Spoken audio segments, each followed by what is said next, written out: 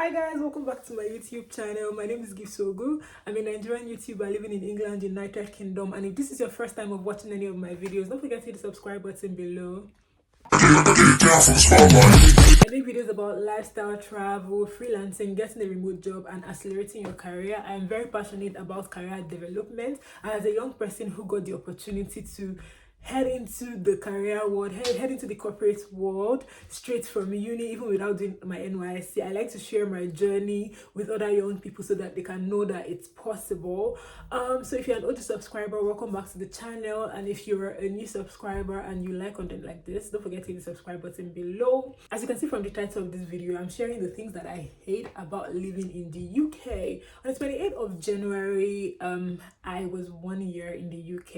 It was my Japanversary, so I have spent approximately 1 year and a few days in the UK, which is weird because I don't even know how this happened. The year that I decided to move to the UK was my best year financially and career wise. Like 2021 was 2021 was my best year. I hope this year matches that. In 2021, I became top rated on Upwork. In 2021, I got featured on Upwork. Upwork has 1.6 million followers on LinkedIn. They have millions of followers on Instagram and Facebook, and they featured me, small me, on Upwork. So 2021 was such an amazing year. I got top rated on Upwork. I got featured on Upwork by Upwork as a talent spotlight. In 2021, I started working with the ad agency that I was working with before moving here in California as a lead strategist, where I worked on campaigns for Google, Facebook, and Snapchat. In 2021, I wrote a campaign for DSTV. If you don't know, DSTV is like the biggest cable network in Africa, and I wrote a campaign for DSTV, I think DSTV app, the DSTV app. So I wrote a campaign for that in 2021. I'm going to share it below.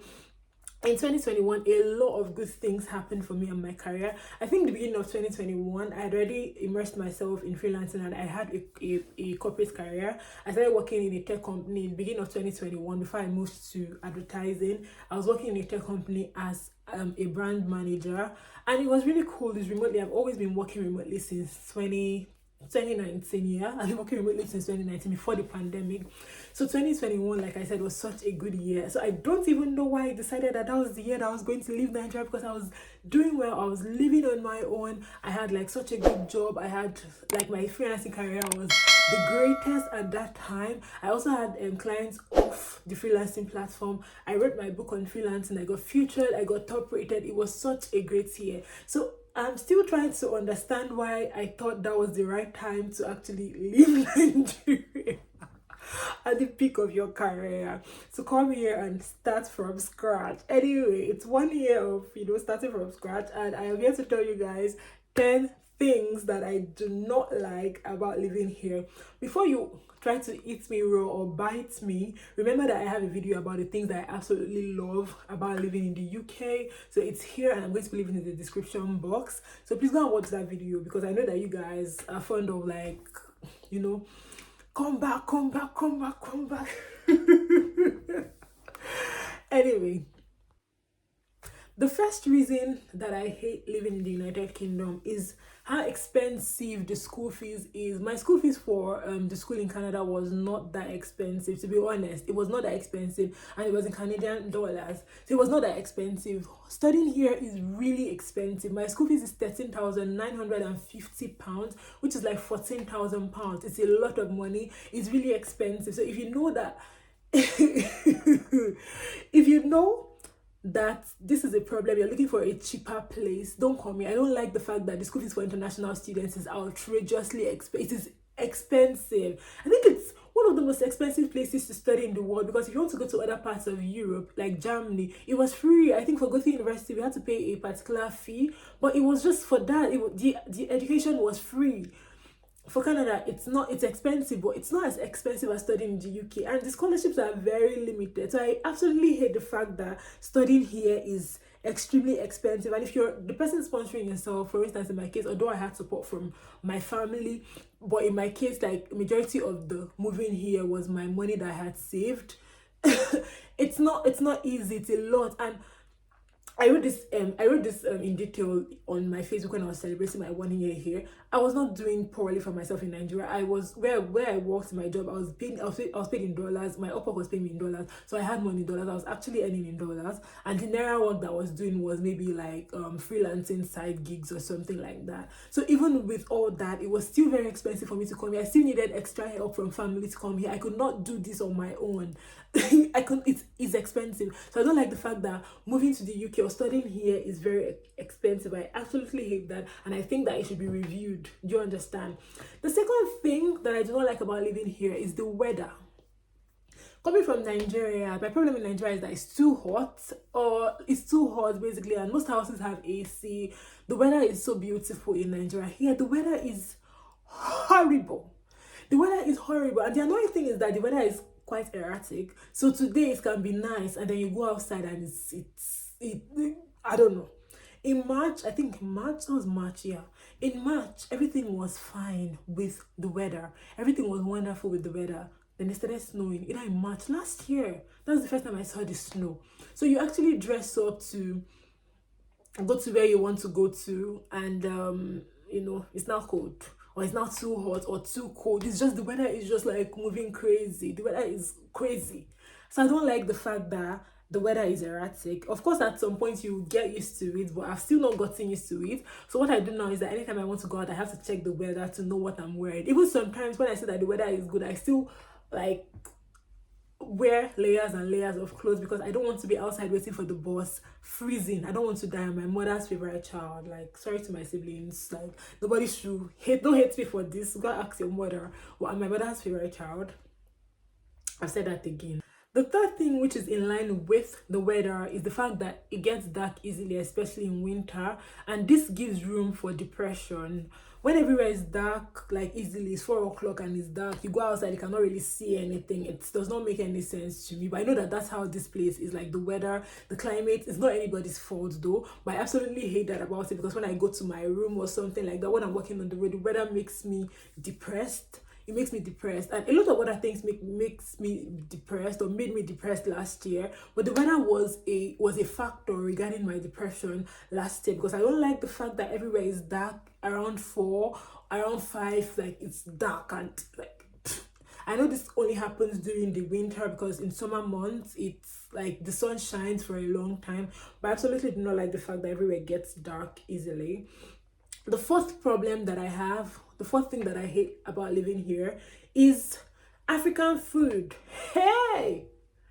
It's like the people that sell African food, or the people that have African food store, they have like incomplete building in Banana Island. They're trying to roof, and they're using us to roof it, because African food is so freaking expensive. God, is so expensive. Like, I can go to Lidl or any of the major grocery stores and I don't spend as much, but immediately I step my food in the African store, £30, £50, 100. Like, what is going on here? Everything is so expensive. It does not even make any sense, and most times, like, it's so expensive. That's the thing. So what I've learned to do, what my sister taught me about like navigating this African food thing, is number one, don't limit yourself to eating only eba and amala and egusi. Try other food, try food from other cultures, try to explore. You're in a new country now, so you might as well like see what they're eating and see if you can eat it. The second thing is to substitute.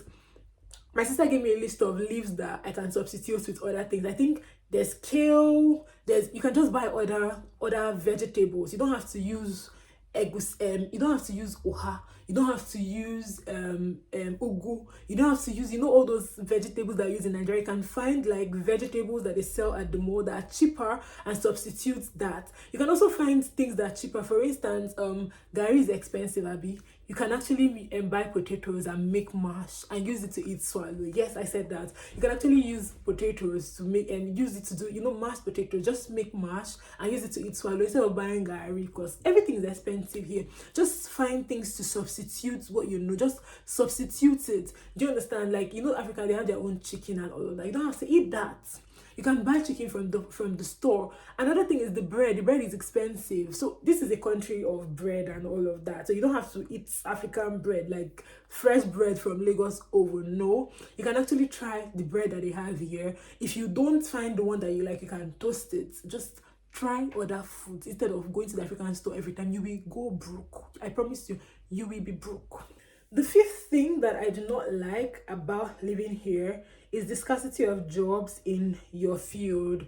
I know that I've come here many times to like share that you can actually get a professional job, which is true because I have gotten professional jobs. I've had recruiters DM me regarding like getting a full-time job here, but finding a job in your field is hard. And this is why a lot of people have the mentality that you just come here and do a survival job. I mean, a survival job is not like a demeaning thing. It's just like it depends on who you are. For some people, it's a journey to get where to go to where they want to actually go to. But it's just the fact that you can find a job in your field, but most people are actually limited to survival jobs and all of that. I don't think that's nice at all. I do not like that about living here at all. So if you don't mind knowing that you can't get a job in your field, it's possible to get a job in your field. I mean, I have, and I've shared a lot of like ideas regarding how to get a job in your field, but it's quite difficult, like getting a job in your field here. It's not the easiest thing. It's doable, but it's not the easiest thing, which makes a lot of people, if you see people, most people that do survival jobs, bank managers in Nigeria,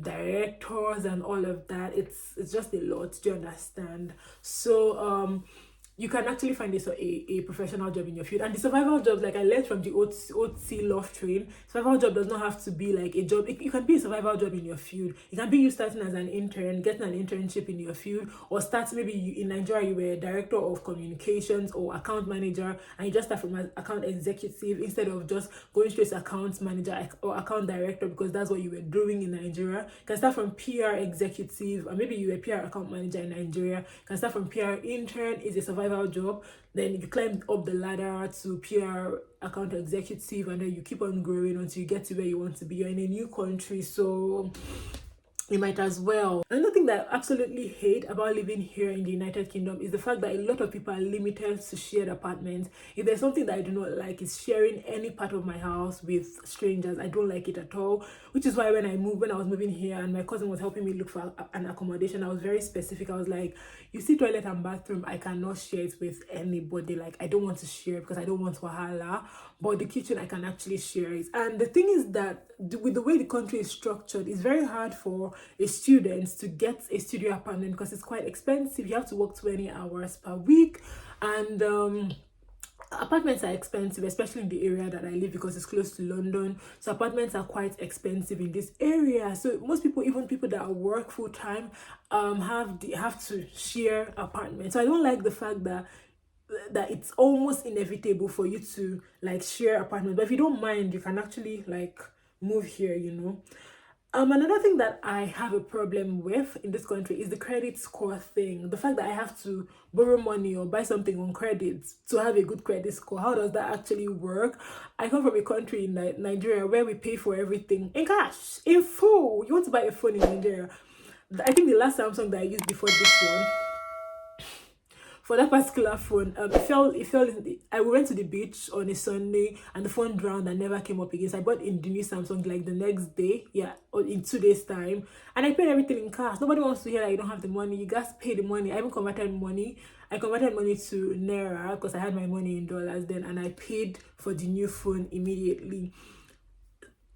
Nobody cares whether you have the money or not, but here it operates on a credit system, so it's inevitable. You have to get a good credit score, you have to buy something on credit and pay back so that your credit score will be better. For instance, buy a phone on credit, pay the deposit, and then every month they remove a certain amount of money from your phone. It helps your credit score. Paying your rent helps your, so everything is like to make my credit score better. Everything is to make my credit score better, and I don't like that kind of thing. Do you understand?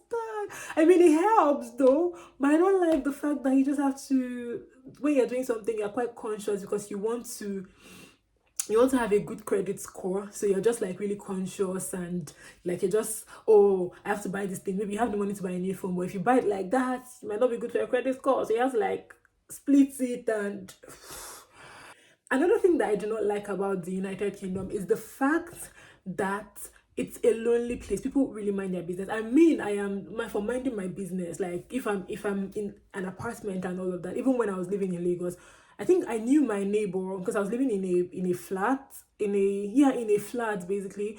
And I think there are 6 flats, 8 flats in that apartment, in that building. There are 8 flats there, and there was a parking space. I've done a house. I did a tour of my 700,000 per year apartment before I moved here. So I'm just going to put the link here and in the description box so that you just see what I'm talking about. But for my neighbor, my opposite neighbor, I don't know what his house looks like. I only see him maybe downstairs when he's about to like enter his car or something like that. And I'm just like, hi. And that's about that. I don't want to go into people's houses. I don't want to know what their houses looks like. I don't care about like entering people's houses. Even here in the United Kingdom, I quite mind my business. I'm not interested in seeing what your house looks like. I don't want you to come to my house. I don't also want to go into your house to see what it looks like. Do you understand? So that's like, yeah, I mind my business. But I don't like the fact that everybody's just on their own, like so lonely. There's a lot of loneliness and depression. If something is going on with you, you don't really have a lot of people to share it with. Just for instance, now I explained about my apartment being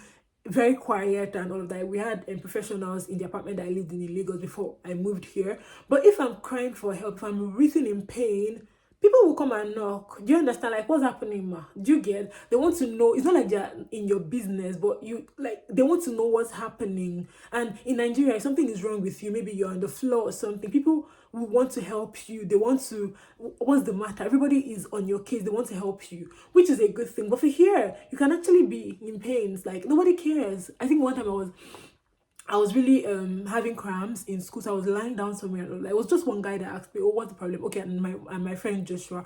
Nobody actually like cares. They can see something happening to you, and everybody's just moving like they don't know, like they don't care, or they're just going about their daily activities like you don't exist. That sense of community. They don't have the sense of community, so they're just like, oh, like I don't know, like or you're like on your own. Another thing I absolutely hate about living here in the UK is the fact that there is subtle racism. So there's this lady at my place of work. She's white.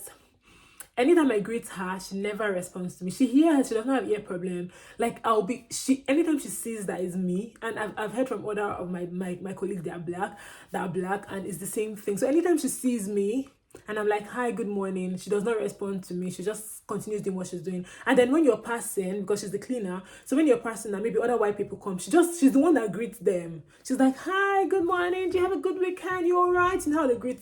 And so when I greet her, she does not respond to me. And I'm an African child, I like to greet, but I don't greet like that anymore. She doesn't respond to me.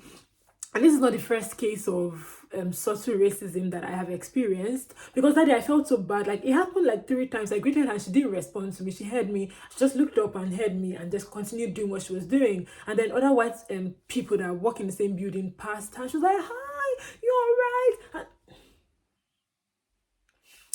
I tried it 2 more times and I vowed not to greet her ever again. Like, keep your greeting to yourself. I'll keep mine to myself. So I don't like the fact that, yeah, there's subtle racism. Another instance was I had an interview. I usually have interviews. I had an interview with a guy. I don't know who he was expecting to see, or maybe he did not ask, because the person that reached out to me on LinkedIn and scheduled the interview was someone else, and then we did the interview with another person. So when the second person just saw me, he didn't really give me a chance to talk about my experience. What have you done?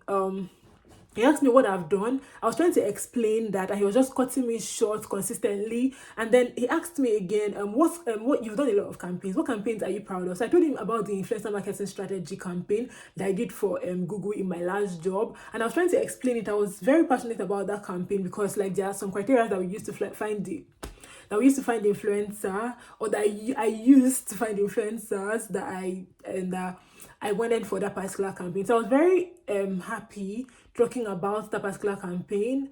And then he just like cut me short and he was like, I'm not a good communicator. He just, if you don't do well in an interview, you just get an email, but he just cut me short. You're just like, he's just going to cut me short. Like anytime I try to say something, he asks me a question like, what have you done? Tell me about yourself. So telling me about yourself, I'm not going to tell you, oh, my name is Giptogo. I was born in Lagos Island Maternity Hospital on the 22nd of August 19. That nobody asked you that. Do you understand? Tell me about yourself. It's just like about your career. So that's what I want to know. Things that you're passionate about, things that you have done. And that's what I was trying to explain. And he just kept cutting me short. And okay, what campaign are you most proud of? Like, I'm talking about it, and then he kept cutting me short. And he was like, oh, I don't have the skills to manage a social media page. Like, bro, I grew to 28 from 720 to 32,000. Like, 32,000. And that's social media. Don't tell me that I don't know what social media is, because you don't, like, how do you know that I don't know? So he just kept on, like, that day I felt very bad that day, because I was like, I should have not even done the interview. It was like content slash social media strategist. And I was like, on a normal day, I'll not even apply for your job. It's because I'm here in a new country starting from scratch. Do you understand? On a normal day, content and social media strategist that is like entry level. I'm not supposed to be applying for entry level roles. But because I'm here willing to start from scratch, that's why I am doing this interview with you. And then he kept cutting me short, and he was like, I'm going to have to stop you right there. If I'm saying something, I'm going to have to stop you right there. And in the middle of nowhere, he was just like, oh, I don't think you know anything about this career path. Are you joking?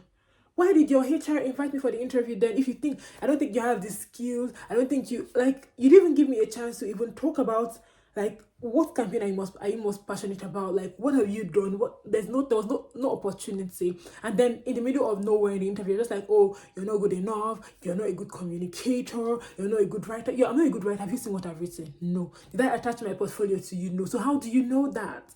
And then you're telling me I'm not a good communicator. How? Because I don't have a British accent, because I'm not white enough, or something like that. So it's just a lot of subtle racism. I know this country prides itself as a country that is very diverse, diversity and equality, and EDI, equality, diversity and inclusion.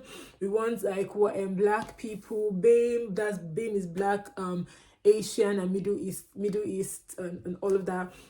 We pride ourselves in a country that values diversity and all of that. But really, some people do not value that. Because then I felt very bad. I felt like there's this lady that interviewed me for a strategist job. We're still in touch.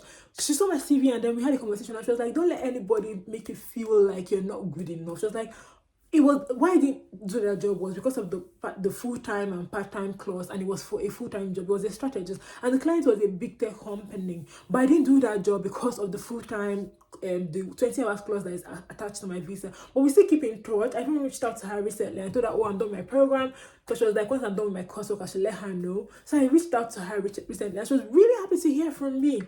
That's a HR person. Not somebody that will just be cutting you short, like, oh, I'm going to have to stop you right there. I'm going to have to stop you right. Waiting, kilo day. So me, I don't like that kind of subtle racism at all. I don't like it at all. Another thing I do not like about the UK is the food. What is the matter with, where is your spices? Where did you keep it? Where's the salt and your pepper and your curry? Where's your thyme? Why does your food not have any taste? Why are most of your food in cans? Why do you like mash? No. The food, I don't like the food. I'm sorry. I like the bread. I like the pastries. I like bread a lot. I like the pastries. The food, why are you doing that? Where did you keep your spices? I was in Prague at the beginning of this year. The food I had in Prague, I still talk about it till today. We still talk about it because I went with my partner. We still talk about that food till today. It was so good. If a classmate of mine was going to Prague like recently, I told him, make sure you eat the food. Try the food. It's so good. And I didn't have a good experience in Prague, especially regarding the immigration, like the border. I didn't have a good experience at the border. But the food was very memorable. I had a better experience in Barcelona, but the food in Prague was too good. It was good. So where do you keep your spices? Why should I carry pepper and salt when I want to eat out? So the food is not like, but the good thing is that there are a lot of options. There's Mexican food that you can have. There is Turkish food that you can have. There is a lot of that you can try. Indian food, Chinese food, Japanese food. There are a lot of options. So that's why I like it here. There are a lot of options. You don't have to eat English. Guys, that's about that for this video. Tell me happy Piggyvest in the comment section. And it's been 1 year in this country, and these are the things that I do not like about it. I know that some people will still say, why are you not saying things that you like about it? But I have already said that. I've already made a video about that, so you should watch it. It's in the description box, and I've put it as a card here in this video. So please go and watch that video before you judge me, because I know that people will judge me. That's what they do. Thank you so much for watching the video. Don't forget to like, share, and subscribe to my YouTube channel, and follow me on Instagram at IamGitoGood. Like I said, I'm moving apartments today, so this is going to be the last. I'm just filming a lot today. This is going to be like the last video in this area till I figure out my new space and what I'm going to do with the filming area that I have chosen for my new space. Will I be doing a house tour for my new apartment? I do not think so. No, I don't think I'm going to do that. I have a lot of video planned for you guys. You know, I went on holiday in January. I went to Barcelona and I went to Prague. I was supposed to go to Paris, but I had a lot of assignments, and thankfully the assignment that I actually did at the airport in Barcelona, the result is out and I got an A.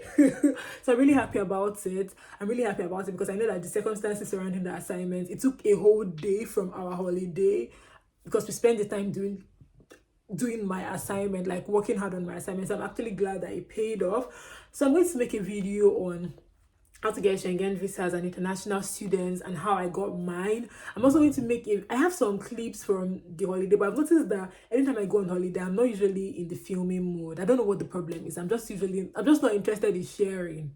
I don't know why. This is not my first holiday. I just noticed that whenever I'm on holiday, I like to immerse myself in what's happening. But in May, I am actually traveling. I'm going to Albania with my babes. Do you understand? With my babes, with my girlfriends. We're going to Albania. So I'm really, really looking forward to it. I'm excited about it. And I'm really happy about this 2023 because it's starting on a good note. Do you understand? Imagine like spending the 1st of January in a new country, traveling around Europe, having a good time, eating different food. I actually, like, my January was Januaried properly. And this year, the goal is to travel a lot. So I've done 2 countries and then I'll go to Albania in May. And, you know, let's just see how the year goes, okay? Thank you so much, guys, for watching. Don't forget to like, share, and subscribe to my YouTube channel and follow me on Instagram. Remember that there are a lot of content coming up on this channel this year. So I look forward to it and I really hope that you guys keep on supporting me. Let's see how this channel does this year. Thank you once again for 100,000 views and 2,100 subscribers. I am very grateful. See you guys later. Bye.